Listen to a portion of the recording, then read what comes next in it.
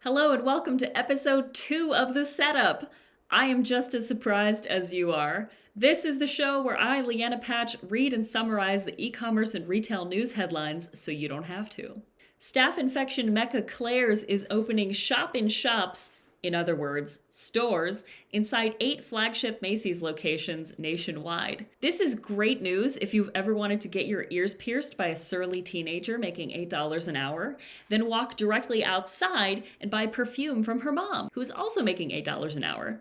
Honestly, I think this is such a genius business move because it opens the door for them to open shop-in-shops inside the Claire's, inside the Macy's that sell antibiotics.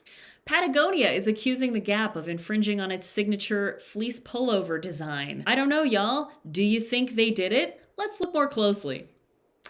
Gap is refusing to comment on the pending charges, probably because if they did, the comment would be, yeah, we did that. IKEA is lowering prices on some items after their supply costs went down.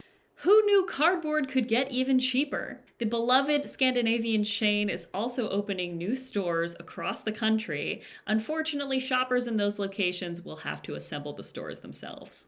The NBC Today show's commerce arm, Shop Today, just debuted its first in-person shopping gallery, or in other words, a store. The Shop Today hot list was curated by selected Amazon influencers, and I assume it will be until Amazon replaces them in search with their own branded influencers. Brand management firm WHP, which owns Toys R Us, has apparently taken a $260 million stake in the fashion chain Express. Seems like a weird move, but I get it. I cannot wait to see Jeffrey Giraffe in those sparkly cocktail dresses. Just slay, Jeffrey. Slay all day.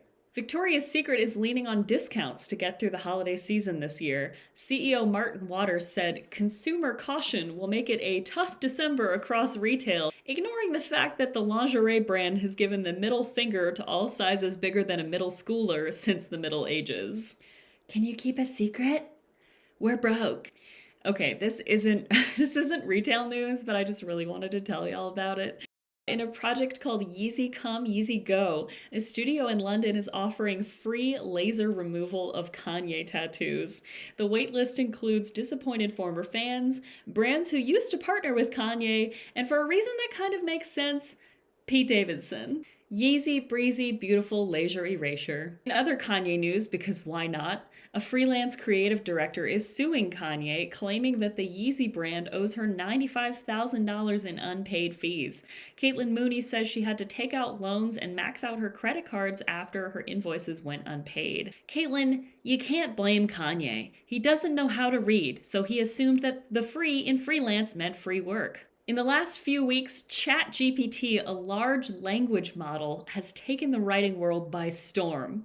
I know. I also thought a large language model looked like this. That joke was for like 4 people who took French in 6th grade. Now, don't confuse LLMs with MLMs. One will change the way you run your life in business, bring more ease in, and could easily make you a millionaire. And the other is a writing AI.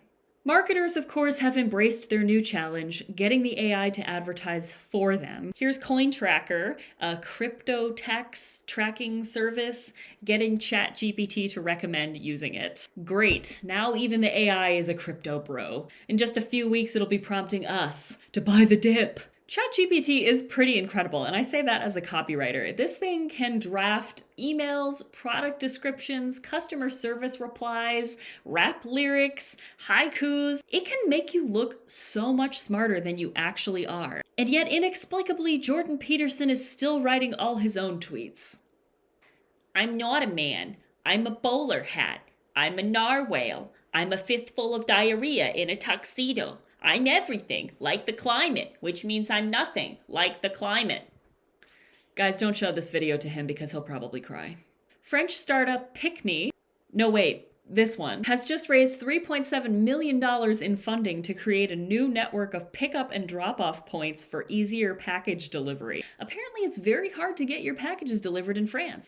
Have they considered making the streets bigger?